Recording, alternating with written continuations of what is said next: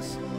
Hey, at Faith Baptist Fellowship Church, where I am currently the lead pastor, we have been going through the book of Nehemiah for a couple months now, and we have learned some amazing things from it. This is just going to be a brief overview of chapter 1, and trying to give you a sense of how this message has blessed our people.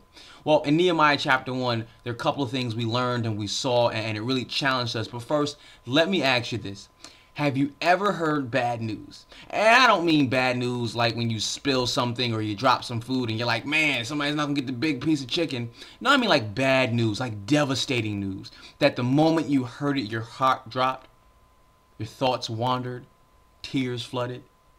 Yeah, this is the kind of news that I've heard several times in my life, and I'm sure you have as well. And guess what? So did Nehemiah. In fact, we find that Nehemiah is serving a foreign king, and he has a pretty high position.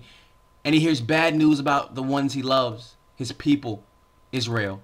He hears bad news about his home city, Jerusalem, and that it's been destroyed. And this sends him to what we would call today a spiraling depression. For months now, he is crying, and his service is even lacking, and he finds himself lost.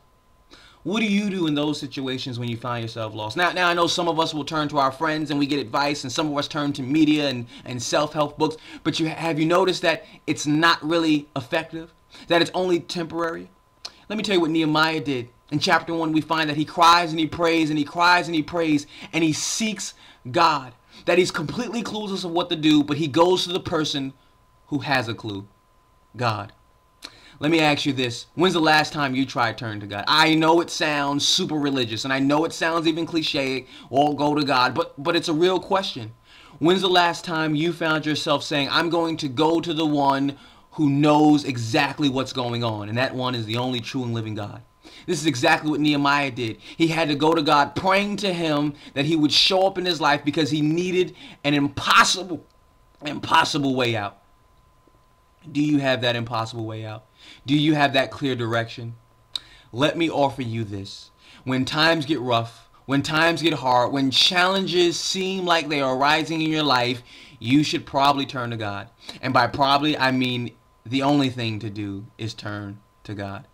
I know it's challenging. Some of us haven't prayed in a long time. I know it's challenging. Some of us don't even believe our prayers. But let me tell you this. Nehemiah was left on record to show us that the only way we will find out exactly where we're to go, get this true direction, this sense of purpose, and have exactly what needs to happen done in our lives, is going to the true and living God.